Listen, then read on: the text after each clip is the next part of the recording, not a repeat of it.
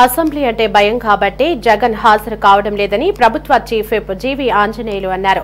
జగన్ అసెంబ్లీకి రాననడం ఎంతవరకు సమంజసమని ప్రశ్నించారు. గతంలో ఏ నాయకుడు ఇలా వ్యవహరించలేదని అన్నారు.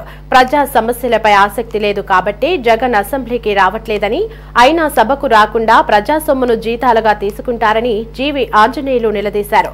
శాసనసభ గౌరవాన్ని పెంచేలా బడ్జెట్ సమావేశాలు నిర్వహిస్తామంటున్న ప్రభుత్వ చీఫ్ విప్ జీవీ ఆంజనేయులతో మా ప్రతినిధి Ramakrishna face to face.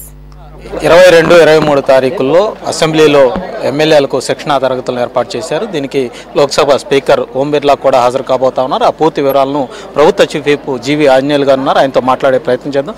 Anjaneyulu గారు, ఏంటి రేపు 22, 23 తారీఖులు ఎమ్మెల్యేలందరికీ కూడా ఒక ఓరియంటేషన్ ప్రోగ్రాం జరగబోతా ఉంది స్పీకర్ గారి ఆధ్వర్యంలో.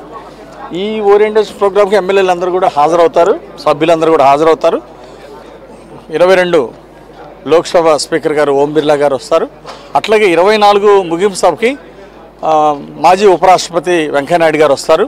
అంటే ఈ సభలో కొత్తగా గెలిచినటువంటి సభ్యులు ఈసారి చాలామంది ఉన్నందువలన సభా సాంప్రదాయాల గురించి, అసెంబ్లీని మరింత హుందాగా గౌరవంగా నడపాలంటే ఏ విధంగా అనేది సభ్యులందరూ కూడా శిక్షణ ఇస్తారు.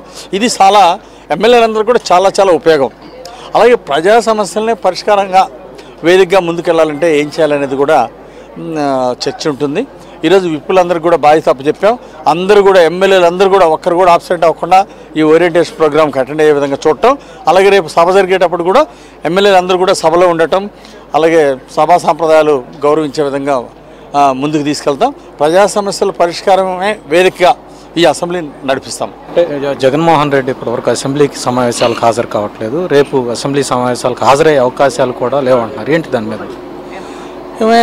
అసలు వీళ్ళకి సిగ్గుందండి.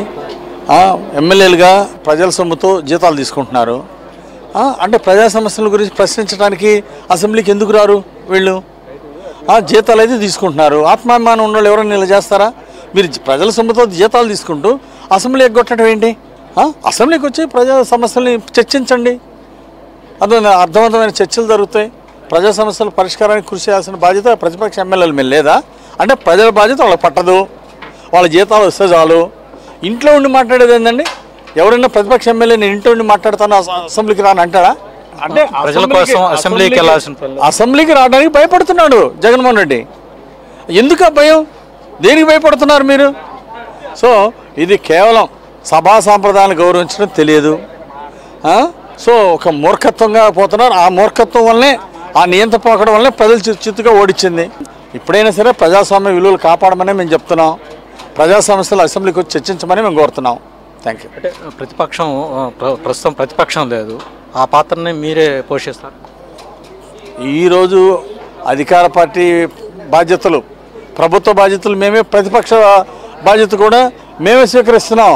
మేము ప్రజా సమస్యల్ని ప్రశ్నల రూపంలో అసెంబ్లీలో చర్చకు తీసుకొచ్చి అనేక రూపాల్లో వాటిని అర్థవంతమైన చర్చ, వాటి ప్రజా సమస్యల పరిష్కారానికి కూడా మేము కృషి చేస్తున్నాం. ఈరోజు ప్రతిపక్షం లేని లోటు అది కూడా మేమే చేస్తున్నాం, మా ఎమ్మెల్యేలు మా వాళ్ళే చేస్తున్నారు. సో ఇదంతా కూడా చాలా అభినందించదగ్గ విషయం.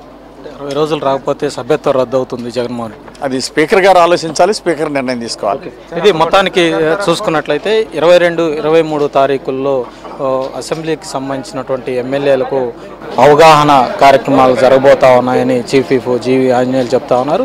జగన్మోహన్ రెడ్డి నిజంగా ప్రజా సమస్యల మీద చిత్తశుద్ధి ఉంటే ఆయన అసెంబ్లీకి వచ్చి వాళ్ళ సమస్యలను మాట్లాడాలి తప్పించి ఇంటి దగ్గర కూర్చొని వాళ్ళ సమస్యల మీద మాట్లాడటం ఏమాత్రం కూడా సరైంది కాదన్నటువంటి అభిప్రాయాన్ని జీవీ ఆంజనేయులు వ్యక్తం చేస్తూ ఉన్నారు.